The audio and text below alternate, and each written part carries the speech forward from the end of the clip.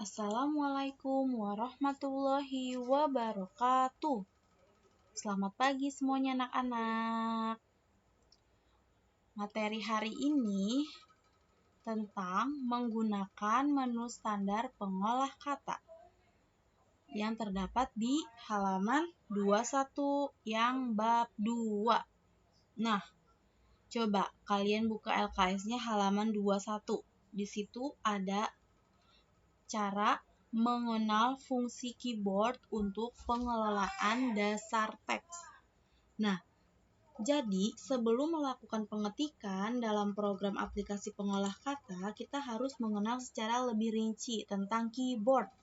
Untuk itu, marilah kita cermati penjelasan tentang tombol-tombol keyboard berikut.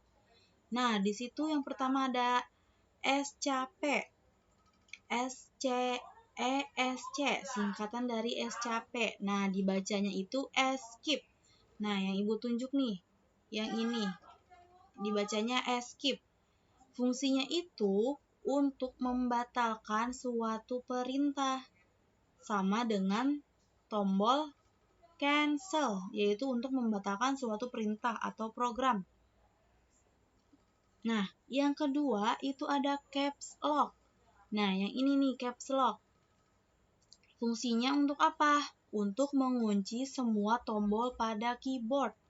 Jadi, sehingga hurufnya itu menjadi kapital semua atau besar semua.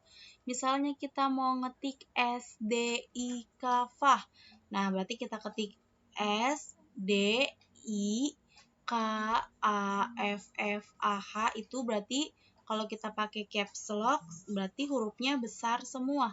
Kalau kita nggak pencet tombol caps lock itu nggak akan besar. Jadi fungsinya caps lock itu untuk mengunci semua tombol pada keyboard sehingga yang kita ketik ini semuanya akan menjadi huruf besar ya.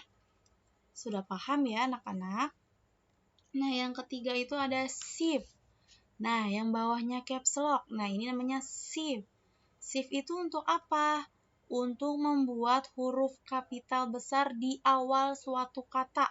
Nah, kalau kita pakai shift ini, berarti kita itu membuat huruf, misalnya kita mau ketik A. Nah, jadi depannya doang yang huruf besar.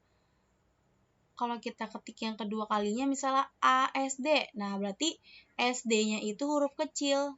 Kalau kita klik tombol shift, berarti A-nya aja yang besar. Jadi fungsinya shift itu membuat huruf kapital atau besar di awal suatu kata. Jadi cuma di awal aja. Ya, paham ya? Nah, yang keempat itu ada backspace. Fungsinya apa? Ada yang tahu nggak backspace itu apa fungsinya? Nih, backspace itu yang ini ya, yang Ibu tanda panahin. Yaitu fungsinya untuk menghapus suatu huruf. Jadi kalau kita habis ngetik nih ada yang salah, kita klik tombol backspace. Jadi fungsinya untuk menghapus suatu huruf. Nah, gampang kan? Nah, coba kalau yang enter itu apa? Fungsinya untuk apa enter itu?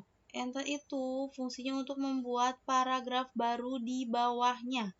Jadi kalau misalnya kalian mau ngetik misalnya nama .2 kan. Nah, kalau kita mau nulis nama lagi di bawahnya, kita enter dulu. Enter. Nah, baru kita tulis kata yang baru. Itu namanya enter. Yang keenam itu ada spacebar. Fungsinya untuk apa? Nih, yang ini namanya spasi. Untuk memisahkan antar kata ketika melakukan pengetikan. Jadi kalau kita mau nulis misalnya SDI spasi kafah. Nah, berarti SDI spasi dulu baru kafah gitu ya. Jadi tugasnya spacebar itu yaitu untuk memisahkan antar kata ketika melakukan pengetikan. Nah, paham ya anak-anak? Nah, yang ketujuh itu ada apa? Ada delete atau delete. Yang biasa kalian sebut ya, delete. Nah, ini adanya di sini. Ini fungsinya juga sama. Sama seperti ini menghapus atau mengcancel atau membatalkan. Sama ya. Tapi fungsinya itu delete itu untuk menghapus karakter ke kanan. Ya, menghapus karakter yang berada di sebelah kanan kursor. Nah, yang ini namanya del. Kalau backspace itu yang menghapus satu karakter ke kiri gitu. Jadi kalau biasanya siang kita pakai itu yang backspace ya untuk menghapus. Tapi sama dengan delete juga. Delete juga artinya menghapus. Jadi sama seperti backspace ya. Cuma bedanya kalau backspace itu dia karakter yang berada di sebelah kiri kursor. Kalau yang delete itu ada di sebelah kanan kursor atau mouse ya. Oke, lanjut lagi di halaman 22. Di situ ada menu home. Nah, menu home itu fungsinya apa? Yang mana menu home? Ada yang tahu menu home? Menu home itu yang ini. Nih, yang ini. Kalau ada di keyboard laptop kalian atau komputer kalian, pasti di situ ada bacaannya home. Jadi fungsinya untuk memindahkan kursor ke awal baris, ya. Nah, yang N. N itu yang mana? Yang ini, yang sampingnya. Memindahkan kursor ke arah baris, ke akhir baris. Jadi kalau misalnya kita mau ngetik nih SDI. Misalnya SDIK. Nah, harusnya kan SDI ya. Nah, jadi misalnya kita dari huruf S, D, I, K. Kita dari ininya ketikannya itu ada di huruf S, berarti kita harus memindahkan dulu kursornya ke akhir baris. Namanya N. Gitu. Paham sampai sini? Jadi N itu fungsinya untuk memindahkan kursor ke akhir baris. Nah, lanjut. Ada page up. Page up itu yang mana? Yang atas. Yang ini nih, yang Ibu tunjuk. Ini namanya page up. Fungsinya untuk menggeser kursor ke posisi satu halaman sebelumnya. Menggeser kursor ke posisi atas. Misal kita lagi ada di bagian bawah, lalu kita klik ini aja. Langsung ke atas posisinya. Nah, kalau yang page down, yang ini, itu menggeser kursor ke posisi bawah. Jadi posisinya akan ke bawah. Kalau misalnya kita mau lihat ketikan yang lain, tulisan yang lain, kita pakainya yang menggeserkan kursor posisi ke bawah, pakainya yang keyboard ini, ya. Nah, kalau ALT, Alt, nih Alt ini fungsinya apa? Untuk membuat kontrol hotkey khusus. Jadi dapat pula untuk menghilangkan menu atau shortcut menu yang muncul akibat suatu kesalahan pemijatan mouse atau keyboard. Ya. Fungsinya untuk membuat kontrol hotkey khusus gitu. Untuk menghilangkan menu atau shortcut menu yang muncul akibat suatu kesalahan pemijatan. Jadi kalau misalnya kita ada yang salah nih, berarti kita pencet aja ALT atau Alt ya.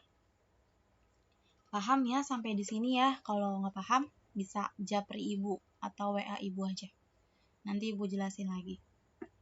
Nah, CTRL. CTRL itu fungsinya untuk apa? Menggunakan fungsi sort key. Jadi, misalnya kita mau ketik CTRL-O. Nih yang ini chat. Jadi pencetnya barengan sama CTRL-O ya, barengan dipencetnya. Jadi menjadi untuk membuka dokumen. Kalau misalnya CTRL-S dibarengin kliknya atau pencetnya untuk menyimpan dokumen. Karena S itu menyimpan itu save, jadi CTRL-S. Jadi untuk meng-save dokumen atau menyimpan dokumen. Gitu caranya ya. Nah, kalau yang ini, yang tadi ini nih, home, page up, page down, dan end. Itu fungsinya untuk memindahkan kursor sesuai dengan arah tiap-tiap panah tersebut. Misalnya kalau mau ke kiri berarti pakainya yang home, menggeser kursor ke posisi kiri. Kalau mau ke atas berarti menggeser kursor ke posisi atas. Kalau mau ke bawah berarti menggeserkan kursor ke posisi bawah. Kalau mau ke samping kanan berarti memindahkan kursor ke akhir baris atau ke kanan. Ya. Kalau shift, misalkan shift ditambah tanda panah ini. Misalkan shift pencetnya bebarengan dengan tanda panah yang ke kiri. Berarti itu mengeblok suatu karakter ke kiri. Kalau misalnya shift ditambah kanan yang ini, berarti mengeblok satu karakter ke kanan. Kalau misalnya CTRL, shift, CTRL ditambah shift, terus ditambah ke kanan, yang ini, berarti mengeblok perkata ke kanan.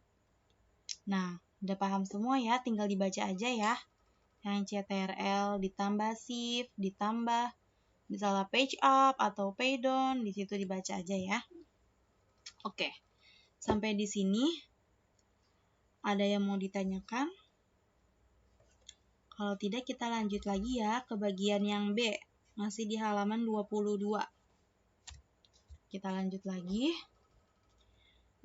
Pengelolaan dasar teks menggunakan Quick Access Toolbar dan Office Button. Nah, yang pertama itu yang mana? Yang ini nih, ini namanya Quick Access Toolbar di pojok kiri atas, paling atas. Ini namanya Quick Access Toolbar dan Office Button. Nah, ini Office Button ya. Sekarang sudah diganti jadi file karena sudah beda Microsoft. Nah, yang ini fungsinya untuk apa? Namanya apa? Ini namanya save. Fungsinya untuk menyimpan dokumen baru. Jadi kalau misal kita mau menyimpan dokumen baru, langkah-langkahnya itu berarti kita klik icon save pada Quick Access Toolbar, kita klik, setelah muncul jendela penyimpanan, pilih folder penyimpanan. Nah, karena ini Ibu sudah di-save ya dari tadi, jadi nggak bisa disimpan lagi. Karena sudah tersimpan. Nah, gitu ya. Yang kedua, di halaman 23, menyimpan dokumen yang sudah diperbaiki atau dimodifikasi. Suatu ketika dokumen yang sudah kita buat mungkin perlu diperbaiki atau dimodifikasi. Setelah diperbaiki atau dimodifikasi, dokumen tersebut harus disimpan kembali agar hasil perbaikan dan hasil modifikasinya tidak hilang. Jadi, untuk menyimpan dokumen yang baru saja diperbaiki atau dimodifikasi, caranya dengan mengklik icon save pada Quick Access Toolbar atau pada Office Button, misalnya kayak gini. Nah, bisa juga dengan menekan CTRL-S atau save pada keyboard. Misalnya kita ya ketik CTRL save. Nah, jadi otomatis sudah tersimpan sendiri kalau kita sudah klik. Dengan begitu, dokumen hasil perbaikan dan hasil modifikasi tersebut sudah tersimpan dengan aman. Nah, yang ketiga, yang ini.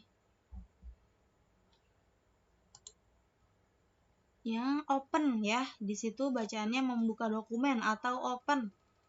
Karena di sini tidak ada, jadi Ibu klik yang ini. Ya, yang ini namanya open. Dokumen yang sudah pernah dibuat dan disimpan dapat dibuka kembali jika suatu saat diperlukan. Untuk membuka dokumen tersebut, kita dapat menggunakan icon open pada quick access toolbar. Ya, misal kita klik open. Jadi yang muncul misalkan yang ini nih, yang sudah pernah kita simpan. Gitu. Misalnya kita buka ini. Kita klik. Nah, misalnya ini namanya membuka dokumen yang sudah pernah kita simpan gitu. Paham ya? Atau bisa juga menekan CTRL O. CTRL sama O. Nah, kebuka sendiri yang sudah Ibu buat, yang udah Ibu simpan di sini. Ya. Oke, lanjut lagi. Halaman 24. Yang 4. Menyimpan dokumen dengan nama baru. Nah, yang mana nama baru? Dokumen sudah kita buat suatu saat perlu diperbaiki atau dimodifikasi, kemudian hasilnya disimpan dengan yang baru, dengan nama yang baru. Ya, misal kita udah bikin nih, udah save juga, udah pernah kita simpan yang ini, cuma kita mau perbaiki, ada yang salah misalkan. Nah, kalau misalnya kita mau simpan ulang, kita bisa klik Office button atau file, lalu kita save as. Nah, otomatis kita bisa menyimpannya dengan nama yang berbeda di sini. Misalnya mengenal fungsi keyboard aja. Nah, gini, kita save. Nah, itu namanya langkah-langkah menyimpan dokumen dengan nama baru. Nah, jadi di atas ini namanya baru, bukan nama yang lama lagi, mengenal fungsi keyboard aja. Gitu ya, paham ya anak-anak? Nah, materi kita cuma A dan B aja. Nanti tugasnya Ibu share di grup ya.